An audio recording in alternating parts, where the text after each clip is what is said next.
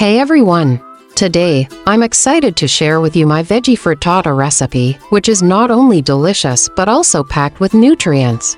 Let's start with the ingredients: 2 tablespoons of olive oil, a chopped bell pepper, an onion, a handful of spinach, diced tomatoes, minced garlic, eggs, salt, and a dash of cayenne pepper. To begin, heat up 2 tablespoons of olive oil in a pan. Then, add the chopped bell pepper and onion to the pan and let them cook until they're soft.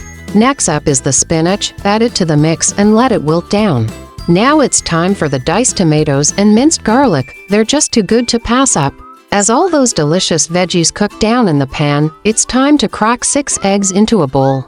Add a bit of salt and a dash of cayenne pepper for some extra flavor.